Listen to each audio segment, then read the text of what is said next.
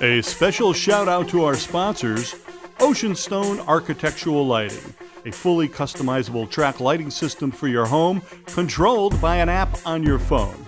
Product of Rugby, the official workout t-shirt for the American rugby player.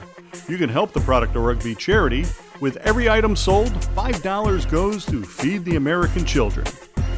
The San Diego Legion presents the Quick Tap Rugby Podcast with your hosts, CJ Johnson, San Diego Legion's own Nate Augspurger, and celebrity chef Rock. Welcome back to season 2 of Quick Tap Rugby Outlier Podcast. I'm your host, CJ.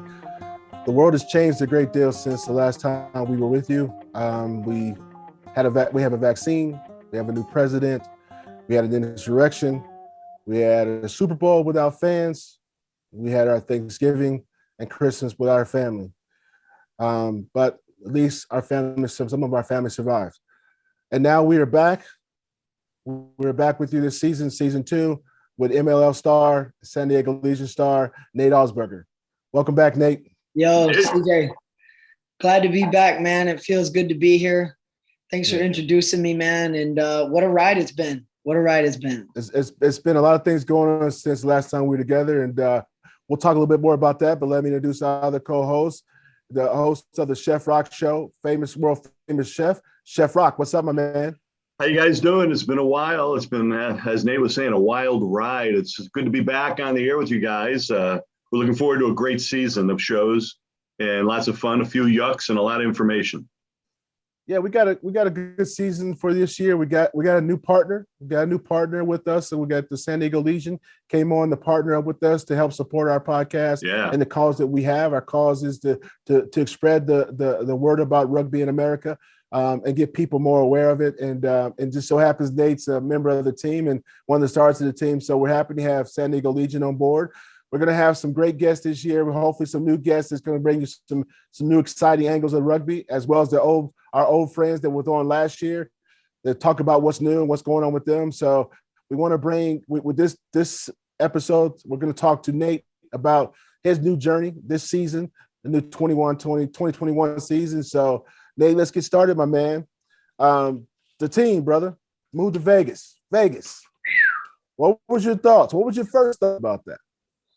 Yeah, I mean, when I got told we were going to Vegas, my mind probably went at about 1,000,000 miles an hour, trying to figure out what that's going to look like, what I'm going to do with my wife, my dogs, blah, blah, blah. But at the end of the day, it came down to this is what it takes to get the job done. And after a year of not playing, all I wanted to do was be a professional rugby player again. So packed the bags and moved up there without too much hesitation. So it was pretty crazy. We had a wild journey, just getting up there logistics wise as a team, trying to get up there all together and then kick off a new MLR 2021 season. But Sin City, man, Sin City. You didn't think that bothered you? Hey, Sin City, I keep him close to me. I keep the Lord close to me, but no, it was actually kind of like there was some exciting new opportunities with going to Vegas as well. And I actually have a buddy of mine who lived in Minnesota. He lives out there now. And he said he always spoke highly of the rugby community up there in Las Vegas. So it actually was starting to look like a pretty cool opportunity. I know we all spoke about getting the podcast going and some interesting ideas that we could have done up there in Vegas. So there was a little bit of hype and a little bit of excitement, but as we've made our way back down to San Diego, I think that's where our heart was the whole time. Was there a team disruption though? I mean, obviously everyone was unsettled. You had to move to another city, play at a different stadium, and then try to be focused on everything where the world was spinning around you guys. I mean, our hearts were going out to you guys. How tough was that for you guys?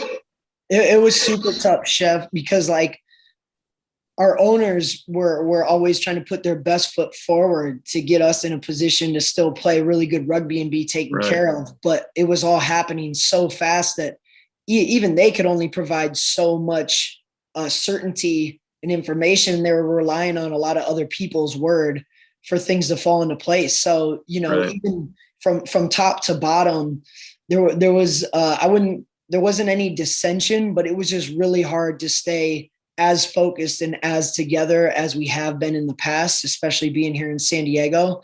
So it was really tough. And there was a lot of moving parts, a lot of our foreign guys, they signed contracts to live in San Diego. They didn't sign contracts to live in Vegas, but at the same time, they also signed contracts to win championships. And so I'm pretty grateful that all the boys that were signed to the club, they stuck in it, man. And I'm appreciative of that. I mean, as an American guy, it's easy for me to say, okay, I'll just go somewhere else in America and I want to play again. But for someone traveling across the world to come play with the expectation to be in San Diego, and then you got to end up in Vegas, man, it's just a hat tip to all the guys who just were like, all right, if this is what it takes, this is what it takes, Right. Hey, Chris, CJ, you think we could have put up with all that stuff? I mean, that's a lot of craziness going on. First of all, I love Vegas. I go to Vegas all the time. Right, but I mean, to go there to work. Down there. But I'm a gambler, man. So I like to get in there and gamble. So if I was playing, I would have to. I'll be late to practice, coach. I'm sorry. I just want on the roulette. You know what I'm saying? Yeah, so I'm winning. I'm winning. I can't come in right now. I'm playing craps. Getting free money. Trying to win some baby.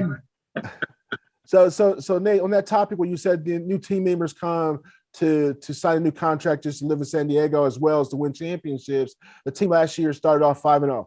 Now, I don't mean to put you on the hot seat, but you started 5-0 last year, then the shutdown happened, and then now you're getting off to a slow start this year. How do you get back to 5-0? How do you get your team back? How do you get back? How do you prepare for that to get back to that? And how do you help those team members that come here to win a championship that's feeling like, hey, man, I don't want to be in this situation, but so how do you get back? I'll give you a pretty clear-cut example. So we've been down in San Diego for 4 days. We moved down on Monday, and then by Thursday, one of my good friends, but also a great teammate, had put on an event for us to go to Moonlight Beach and have unlimited tacos just for the players. So all the players went to Moonlight Beach. We had a bonfire. We had unlimited tacos. Everybody had a really good time, and that was the sort of thing that serves as a reset button for us as a team, just to kind of, let's put what's been behind us and let's move forward here. And we've also come together as a team from top to bottom. And we had a meeting and we just said, hey, guys, we're back down in San Diego. We need to reset this thing and get back to what we know. And what we know as a team has always been a very, very family-driven team, a very family-driven culture. And I think we probably lost a bit of that. Being up in Vegas, there's just so many different hardships, individually, but also as a team, to going to Vegas. And so I think coming back now, we've been able to put our feet on solid ground, and man, it feels good. Like I said, when we moved back on Monday, it was like, all right, we moved again. That was kind of tiring. But then even on Tuesday, it was like, I can breathe a little bit better here. I guess It's not dry. It's not like 10% humidity. It's, Wednesday came and we had a great training session. We're just starting to feel a bit more like ourselves, which is really cool. And on top of that, there's so many familiar faces on the team this year, but we also have an underrated amount of new guys that have been stepping into the squad this year. So I think we're starting to find our identity a little bit better with the amount of new guys we have, and obviously being back in San Diego.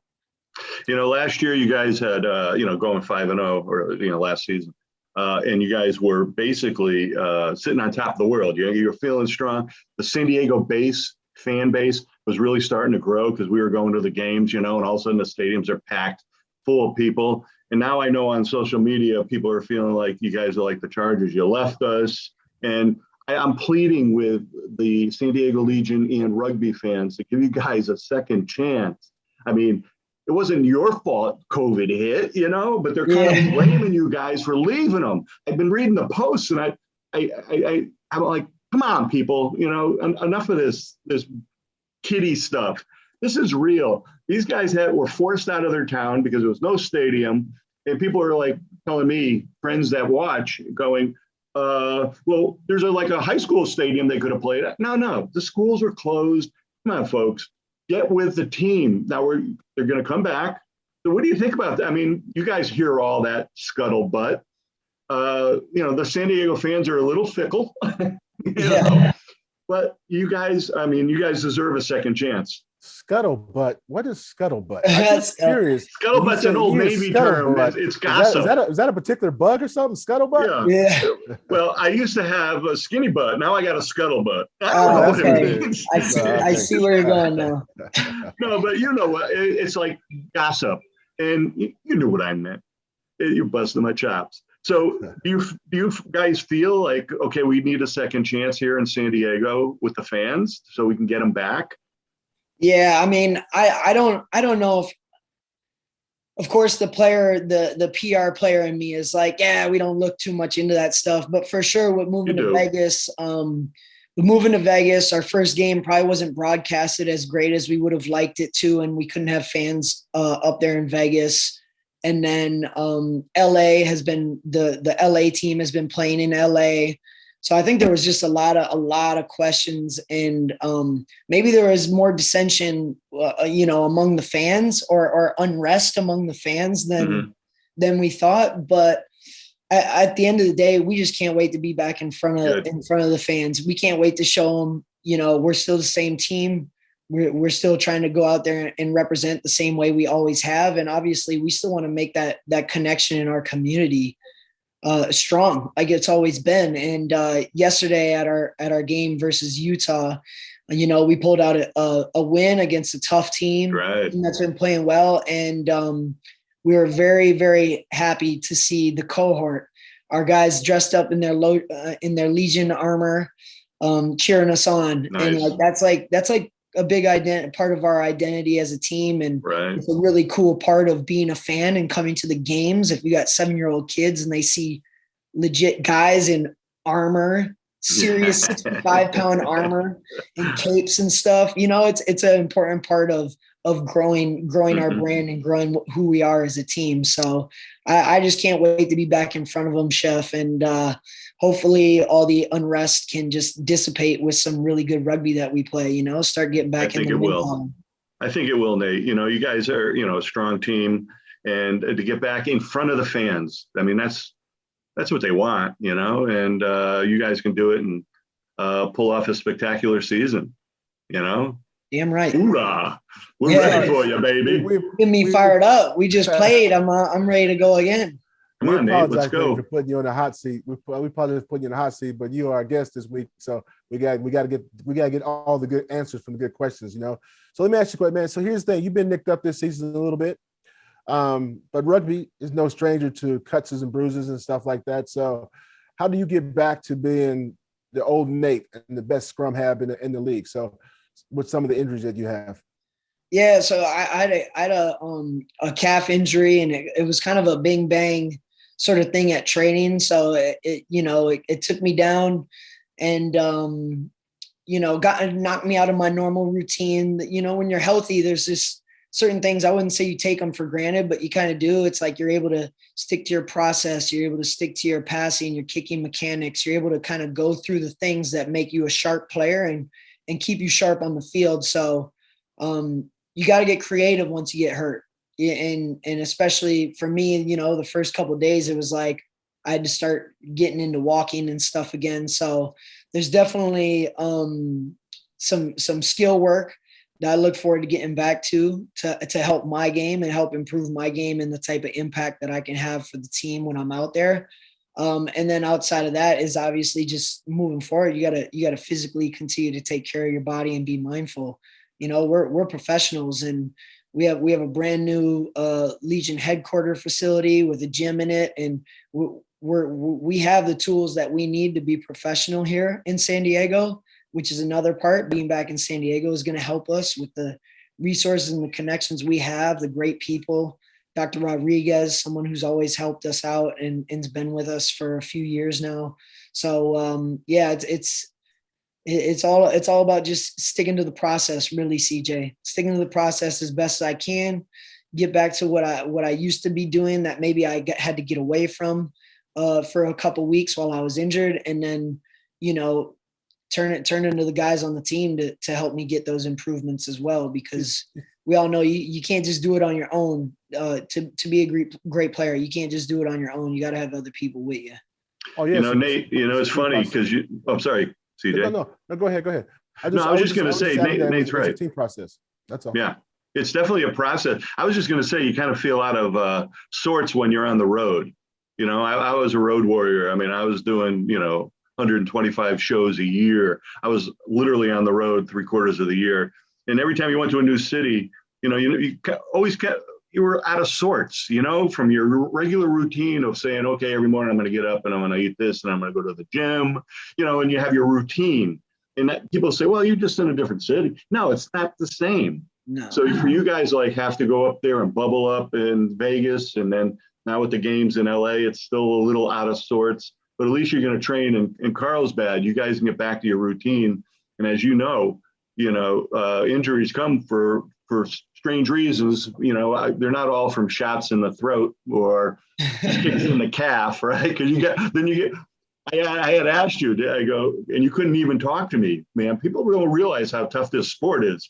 Then you get whacked right in the throat by players by accident. Yeah. Week one, I actually, I ran into a little friendly fire. That's what you called it. My main man, Dylan Audsley, who I have to mention because he took quite a tough injury yesterday. We're going to miss him dearly. Too bad.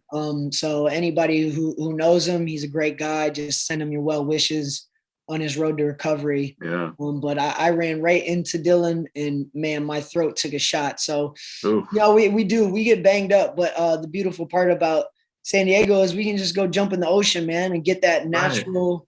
That natural vitamin D in touch with the planet healing, which has served us well in the past. Right. A good way to switch off mentally, but also take care of yourself physically. Yeah, in Vegas, you can go for a swim in the sand.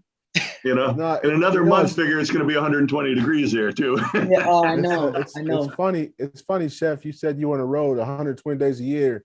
And so Nate, don't do that because look at Chef, man. He looks worn, bro. I know. I'm only 25. I'm trying to stay young. I was like, man, 120 days a year did that to you. I'm staying at home, dog. I'm not even thinking twice about going. You see how you are, CJ. You see how you are. Listen, I ain't seen you in a while, bro. I gotta show you some love. That's love, bro. It is love. I know. Give me a big hug. Give me a hug. If I didn't love you, I wouldn't say that about you. I know, and I wouldn't let you either. But I'm a serious tip, Nate. Don't end up like that, bro. That's good.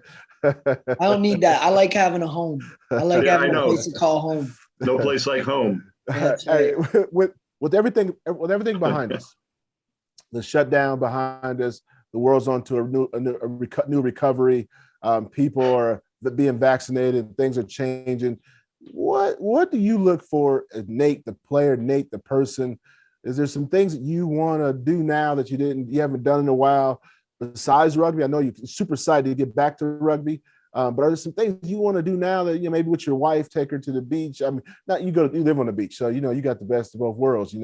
But do you want to do something? What does Nate look forward to now? Well, I think it's pretty funny, and hopefully this doesn't come off as cliche, but we were just talking before the show about the San Diego Food Bank and volunteer opportunities to help out. So I'd love to start getting back among the community. Today we had indoor church service for the first time at the church that I usually go to, and I went to that, and it's all still respectful of COVID restrictions, social distance, wear a mask and stuff. But, some of those things are opening up, and it just wasn't like that when we left for Vegas. So I'm really pumped about being able to go to church. I would really like to get out into the community and do some more volunteer stuff. Volunteer stuff for San Diego Food Bank, volunteer stuff. And then, if I can actually get my feet on the ground, it'd be great to get back into coaching. If there's going to be some kids that can get coached. Those are a few things that I personally look forward to.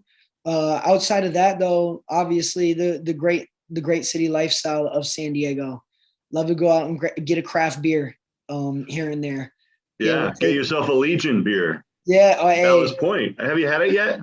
I can't talk good enough about it. I really like it. I just like it a lot. And it might not be come off as good to other people because I'm a Legion player and Legion's my team or whatever, but it's a dang good beer. I really like it. So I'm looking forward to my first Ballast Point Legion beer. Now, here's a little history. Back in the day when they just started Ballast Point, it was out of Scripps Ranch. And I lived in Scripps Ranch at the time. And my buddies go, hey, we got to go to this new brewery. It was like 20 feet wide, 10 feet deep. That was it. And we went there and you go, man, this is dang good beer. And so we started going. And the next thing you know, everyone's going there, and then they had to expand out. And I mean, it was the humble beginnings of Ballast Point. So that was I'm glad to see they're part of the sponsorship, of course, of the team, and really pushing community spirit. So yeah, I'm excited. It's good. It's going to be really good to have you back here and the team. I know CJ and myself will be coming to the games and enjoying just hanging out there with everyone again. Yeah, I know. Try to get back to some kind of normalcy after all this like year-long Zooming and not being able to actually physically see people. It's gonna be good. Yeah, I thought we have roughly 9 minutes left in this episode, and I thought we were gonna get through the show without Chef Rock talking about an old story about himself. And I just knew it. I thought we were going to do it. Hey, it took me 20 minutes. And we didn't do it, but we got, what I'm saying? It was a good story. You did well. It was tied to something good. So I ain't mad at you. Thanks, Chris, for keeping time on me. I was watching the clock and I was like, "Woo, we get close, man. If we just get a couple of minutes in, he won't be able to say nothing." But I've been holding off. But you beat me. So listen. So Nate, tell us about the Legion this season, the goal. Tell us about your new mates, that on the team. Tell me what you feel about them. Tell me what you feel about the chemistry around the team. Yeah, I've been pretty pleased. Like I said, to have a lot, like Santiago, who started at 10 for us. He's from Argentina. Him joining the team, you're wondering if there might be a language barrier or whatever. He's been awesome. His English has been good. He's definitely submerged himself in the team. We all love him. I try and keep my Spanish fresh, nice. Get my verbs, get my hermanos going, you know what I mean? And he's just got such a beautiful family that's joined him here. His wife's doing a couple months, I believe, and he's got a little 1-year-old daughter. Oh, wow. Chris Robshaw has been awesome. A couple of our sevens boys that have come in onto the team. So Cecil Africa, Cam Clark. Africa. We got Jasa back, which is sweet, but adding those guys, they've had to step up and they've had to step in straight away. For a team that's been pretty good over the years, you usually expect, okay, there's going to be some guys in some friendly competition. Mind you, that there's a plethora of competition across the squad each week here, but those guys have had to come in and step up right away. And I would say that we're all starting to learn each other and get a cohesiveness that's pretty good. And that's just the rugby side of it. And I think we've all been doing a lot of really hard work off the field to, like I said, just keep restoring who we are, what our mission is. And that's just to do everything together and be a family and not try and do it on our own as individuals, but do everything as a team. And so, we've had some great additions this year of guys, Bjorn Basin, who's played for South Africa. He's got caps for the Blitzbok or for the Springboks, sorry.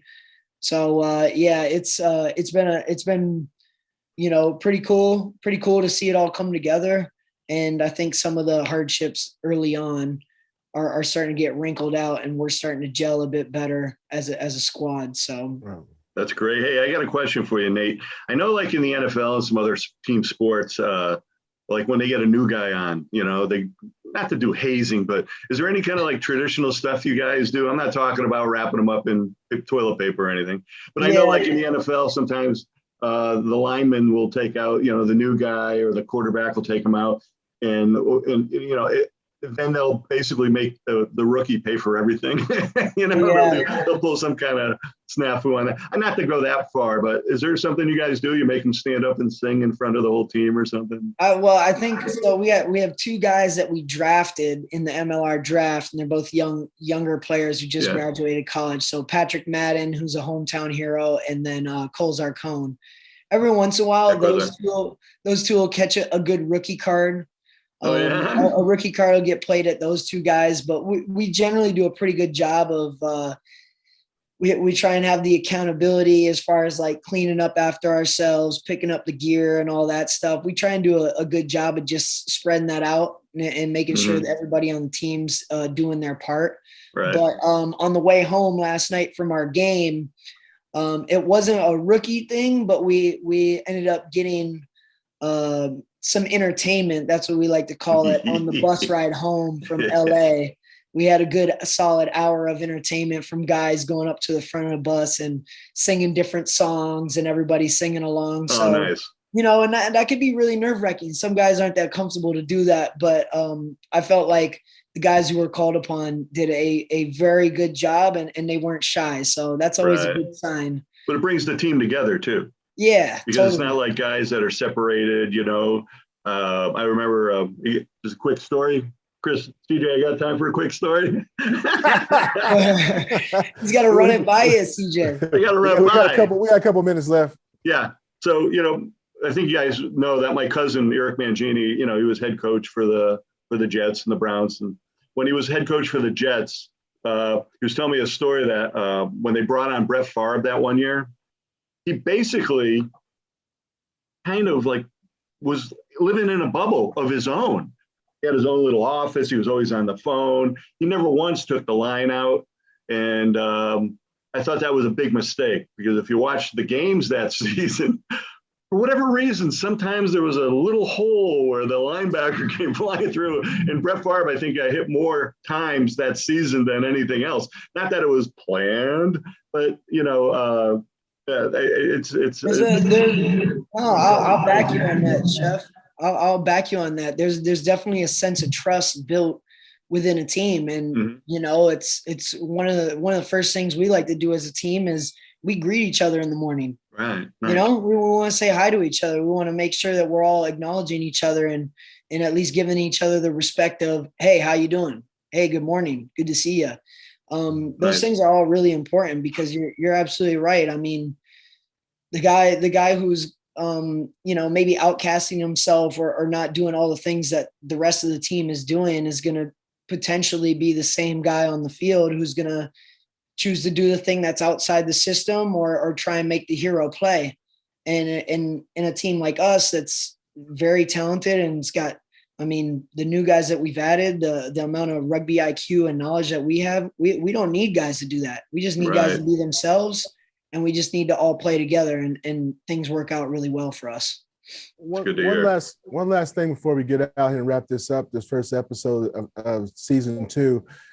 So I'm not, I'm going to quote Tom Brady, and I'm not by any means a New England fan or a Tom Brady fan. I'm a Bengal fan. That's who I am. But he said the year that he went to the Super Bowl undefeated was the worst season he ever had. And the best season he had where he lost games and won a Super Bowl.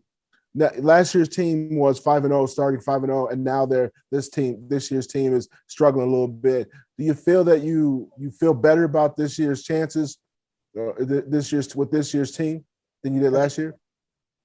Totally, man. Like last year's team was on a great run, no doubt. But this year is the year that matters. And I definitely feel like some of the things that we've been through early on in the season and having the struggles early on in the season is probably a bit better than having struggles late in the season.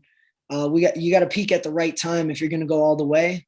I think we all know that. And we talk about it as a team, definitely from a physical standpoint, right? Because we didn't Most teams didn't have a preseason. A few of them did. A few of them were able to train together, but we had a very short preseason. So we're not even probably where we want to be physically yet, but we're getting there. And so to come through and get some wins early on here and get some early lessons handed to us as well is going to keep us humble, and it's going to put us in the right mindset for the rest of the season. So should be interesting to see how it plays out, CJ. Nate, as a fan, we're behind you 100%, buddy. Thanks, Chef.